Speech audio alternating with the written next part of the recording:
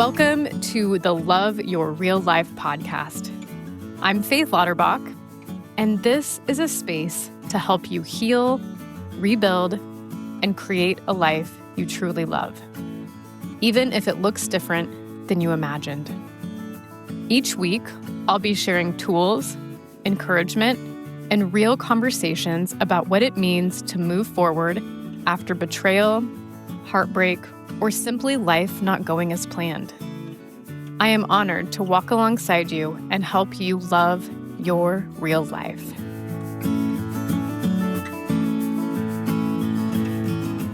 Well, hello, friends, and welcome back to the Love Your Real Life podcast. I'm so glad you're here today. There's something about reflecting that is always such a learning process for me. So I've been reflecting a little bit about my business, about my life, my own story. And there's been something that has been coming up that I feel like is so important to share. Because I think when we really find our passion in life, it's when we are talking to, helping a past version of ourselves that needed what we can now show them and teach them. And I think that is what is at the heart of my work. And so I want to just describe this woman, the woman that I was, that I have been. There's different versions of her throughout my life, right? But at the most pivotal time when I was hurting the most, this is how I would describe myself. Dependable, the organizer, the problem solver, the person people call when they need something. Really good at remembering all the appointments and the birthdays and who's supposed to be where and when. The one who figures things out. And here's the thing is parts of me genuinely loves being that person. I love my family. I love my friends. I love helping people. I've always liked being someone other people know they can count on. But there's another part of me and the past versions of me that would quietly think, when is it my turn? When is someone going to take care of me? And if you felt something when I said that, today's episode might be for you. Because this when is it my turn quietly used to play in my head over and over again, but I also felt very shameful about it. Like, who am I to ask that of others or to want that? So I want to talk about what happens when you spend so much time being there for everyone else that little by little you become the most negotiable person in your own life. So here's what I mean by becoming negotiable. Your child's activity isn't optional, but your yoga classes, your husband's plans stay on the calendar, but the coffee date you've been looking forward to, that can be rescheduled. Someone needs something from you, so the walk you're going to take gets pushed aside. You plan to read for an hour on Saturday afternoon, but there's some laundry that needs to be done, someone needs a ride somewhere, somebody asks you to help with something, and then there goes that time that you were going to spend on you. It's subtle. You probably aren't walking around consciously thinking, I'm not important. I know that was true for me. I didn't necessarily think that specifically. Instead, you've simply learned over time that your wants, your needs, your fun, and your time to yourself are the most negotiable commitments on the calendar. Everyone else's plans are real plans. Yours are the ones that can be moved. And after doing that for years, you might start feeling something that you don't really want to admit. Resentment. You love these people in your life, and yet there's this little voice saying, what about me? And then, if you're like me, you feel guilty for even thinking that. Because you chose this life. You love being a mom. You love your husband or partner. You love your family. You love being a good friend. So why are you resentful? And I want to spend some time there today. In a past episode, which I'll link in the show notes, I talked a lot about resentment and how it is information and it is pointing to the problem, that the resentment isn't the problem. So, again, I'm going to reiterate I don't think resentment, this feeling, is the enemy. It is the arrow that is pointing towards the problem. The issue is that we most often don't look for that problem. We think the resentment is the problem. Okay. So, resentment is information. Maybe it's showing you a boundary that needs to be created. Maybe it's showing you a need you haven't communicated. Maybe it's pointing towards something you want but haven't allowed yourself to want. Or maybe it's showing you that you continually make promises to yourself and then break them as soon as someone else needs something. And that's worth getting curious about. And I don't mean blaming your family or blaming anybody else. I think this is really important because I'm guessing no one actually told you, you can't go to that yoga class. You can't have time alone. You shouldn't take that class. You can't spend money on something that's just for you. Most of the time, there's not someone telling us that, someone outwardly telling us that. Sometimes we're just waiting for other people to give us permission when they don't even realize that we're waiting for it. Or we're waiting for someone to say, oh, you go to your yoga class, I'll get the kids today, or whatever version makes sense in your life. We're waiting for this permission, and that permission's never going to come in that way. We are the only ones that can give ourselves that permission.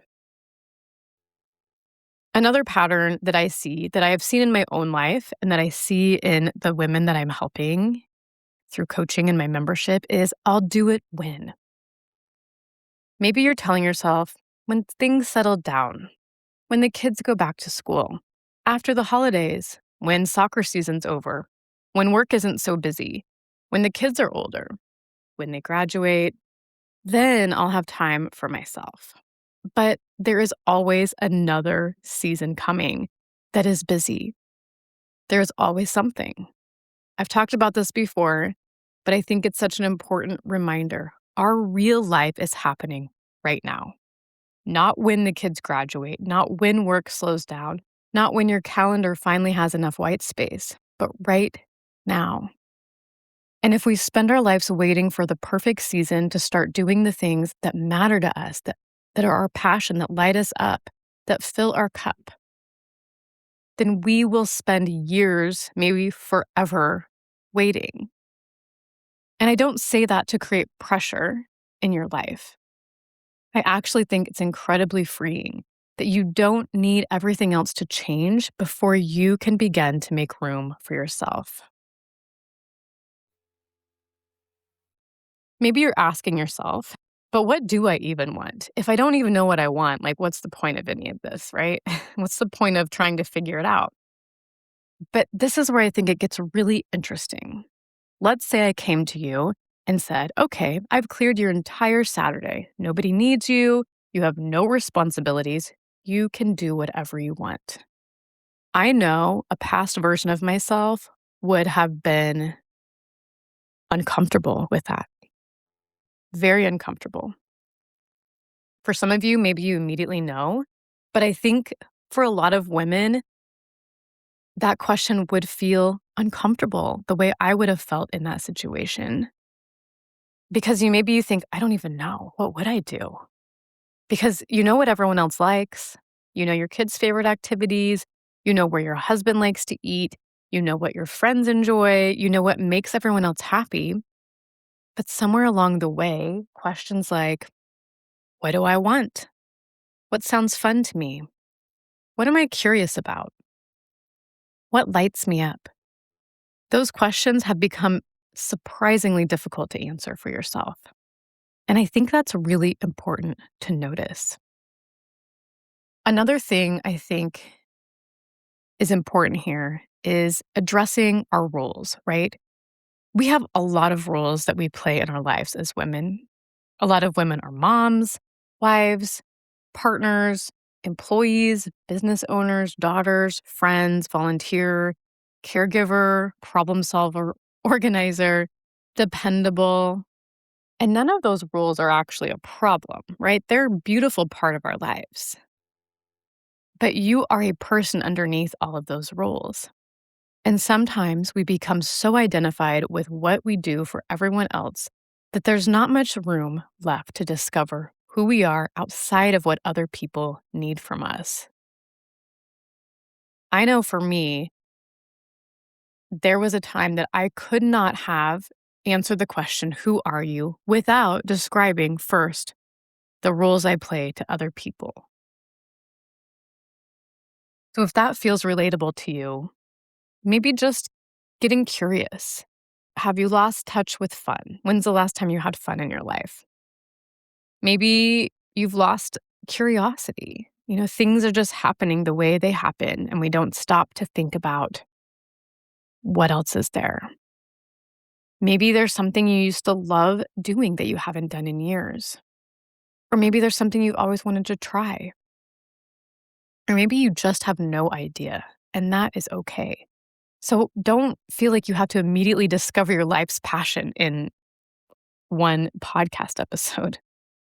Maybe the first step is simply practicing asking yourself, what do I want? And be okay with, I don't know, but I'm going to keep thinking about this. I know for me, there was a guilt that came with even thinking of choosing myself.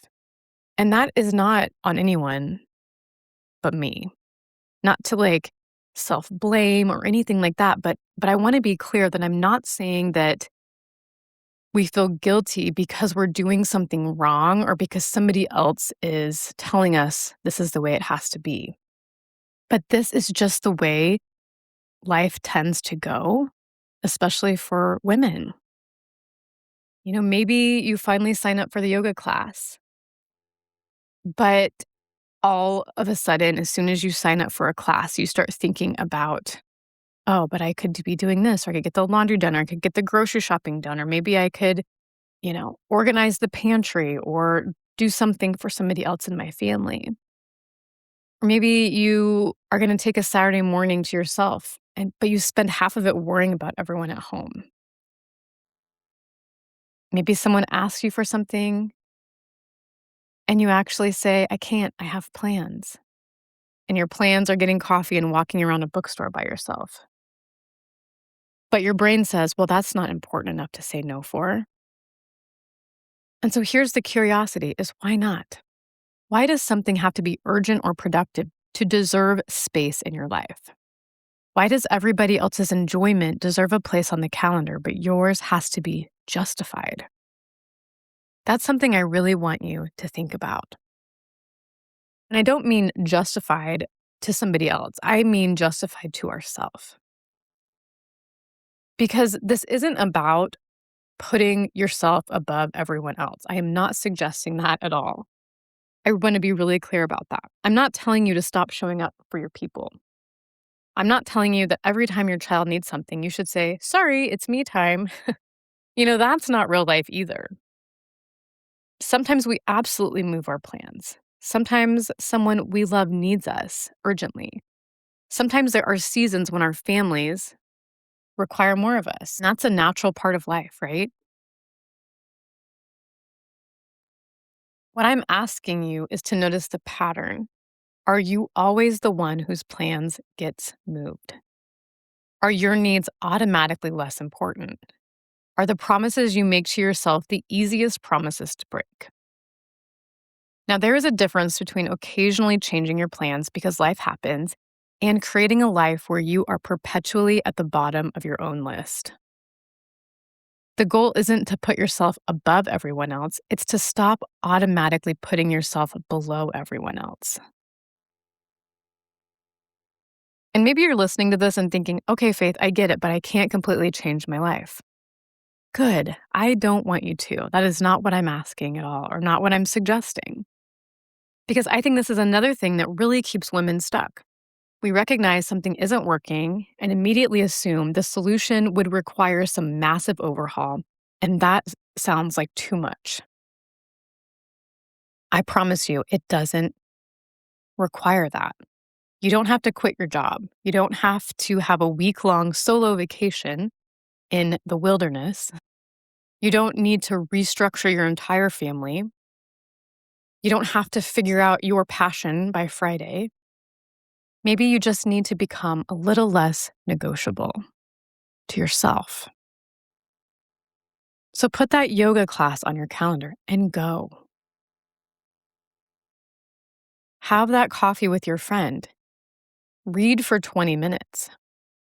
Maybe you sign up for the class you've been looking at to learn how to design flower bouquets. Maybe you tell your family, I'm going to be gone from 10 until noon on Saturday. Maybe you don't immediately volunteer to solve the next problem. Maybe you let someone else figure it out. Small changes, not life overhaul. We can do this through small changes. We can start becoming less negotiable in our own life through small changes. So I want to give you one thing to try this week. Make one promise to yourself and keep it. That's it. Choose one thing. Doesn't have to be big. Put it on your calendar and then treat that commitment the way you would treat a commitment you made to someone you love. Don't automatically move it or make it negotiable. Don't decide it doesn't matter because something else comes up. Don't tell yourself you'll do it next week. Keep one promise to yourself and then pay attention to what happens. Do you feel guilty? Do you immediately start thinking of reasons you shouldn't do it? Do you feel relieved? Excited? Uncomfortable? Just notice it. Notice all of it. Because that information can teach you a lot. A few questions for you before we wrap up. I always like to offer reflection because we learn so much about ourselves when we're reflecting. That is where that curiosity comes in. So here are my questions for you. Maybe writing them down to journal about, or maybe just talking through them out loud. But the first one is, where have I become the most negotiable person in my own life? The second is, what have I been waiting for permission to do? The third one is, what's one promise I can make to myself this week and keep? And for fun, let's take that example I gave earlier. If you were given an entire Saturday and said, nobody needs anything from you, what would you do? Again, if you can't answer that question or any of those questions, don't judge yourself. Get curious. Maybe that's exactly where you begin. Now, if you're thinking, this is me, and you've been listening to this episode and thinking, Faith, you are describing me or parts of me, I want to help you with what comes next because recognizing yourself in this episode is so important. But then there's the question, what do I actually do about it? So I've recorded a free workshop specifically for this because this is something that continually comes up and comes up. So this free recorded workshop is for the woman who has spent so much of her life showing up for everyone else that she's not quite sure how to start showing up for herself. We're going to take what we've talked about today and go deeper. We're going to look at how you got here, not from a place of blaming yourself or the people that you love, but from a place of awareness. Because I will tell you, this is so common. We're going to talk about what to do when that guilt shows up and how to start making space for yourself. We'll work on reconnecting with what you actually want. And most importantly, we'll talk about how to begin changing this pattern through small, realistic actions that fit into your real life. Because I don't want you to stop being generous. I don't want you to stop being dependable. I don't want you to stop showing up for the people that you love. What I do want for you is to learn how to include yourself in the list of people that you're showing up for. This workshop is completely free and recorded, so you can watch it whenever it works for you, and I'll put the details in the show notes on how to access it. And if this episode hit a little close to home, I really hope you'll join me there. So I want to leave you with this today. You don't have to become a different person. You don't have to stop being the one who cares deeply. You don't have to stop being dependable. And you don't have to love your family less in order to make room for yourself. There's room there for both. You can love being a mom and still want things that are yours. You can love your partner and protect time for yourself. You can be a wonderful friend and sometimes say no. You can show up for the people you love and become someone you show up for too.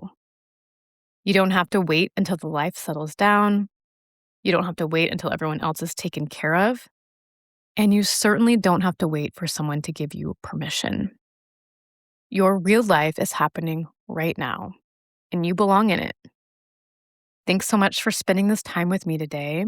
If you know another woman who is always the one taking care of everyone else, would you share this episode with her? And remember to check the show notes for the link for that free workshop. Until next time, I hope you keep finding ways to love your real life. And remember that you get to be part of the life you're working so hard to create.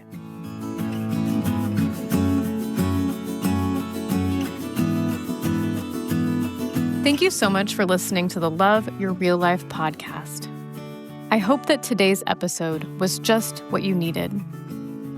Be sure to subscribe to the podcast so you never miss an episode.